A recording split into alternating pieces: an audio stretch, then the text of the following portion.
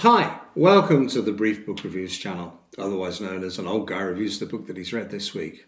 So what's the old guy read this week? Well, the book I've read this week is this one. It's called The Waiting by author Michael Connelly. Was published by Orion here in the UK on the 22nd of October 2024 as a hardback. It's Michael Connelly's 39th book, and clearly I'm sure people will be familiar with the author. Indeed, I've read some of his books before, never reviewed one on the channel and thought it was about time. So it helpfully tells us at the bottom of the front page this is a Ballard and Bosch thriller. For the avoidance of doubt, it's mainly Ballard and not a whole lot of Bosch. So Harry Bosch does feature in this book, but the main central character is Renée Ballard and her team and her adventures, if you will. So I just want to point that out, because if you're a big Harry Bosch fan, you may be a bit disappointed that whilst Harry does feature in this book, he's not the central part. So it's probably about 85% Ballard and 15% Bosch. I digress. So what's Renée Ballard up to in this story? Renée's a LAPD detective. She's head of the Open Unsolved Unit. The strapline tells us, in cold cases, it's not the hope that kills you, it's the waiting. And indeed, Renée's department was mothballed, and she's been tasked with, reviving it. And her team is responsible for Open Unsolved, as it's called. But they have got basically a whole raft of cases dating back many, many years that are unsolved.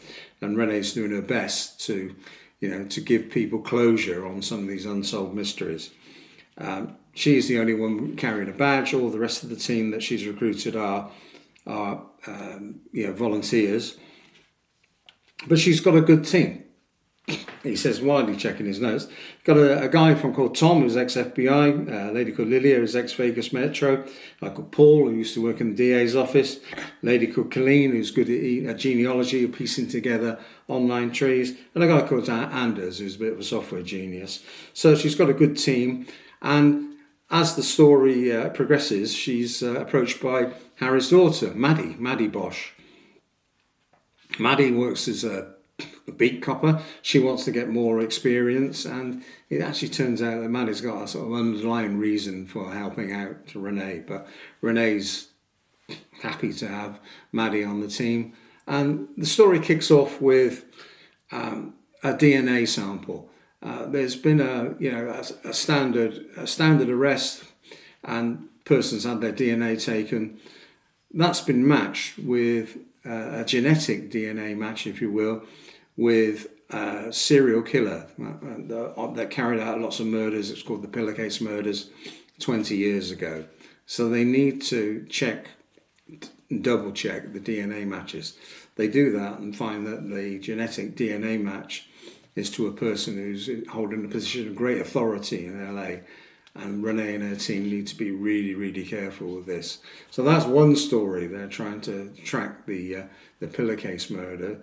And it turns out that Maddie has joined the team, and she's got another underlying motive of another famous murder that happened years ago that she's come across by accident, and she's trying to get on the team and help solve that.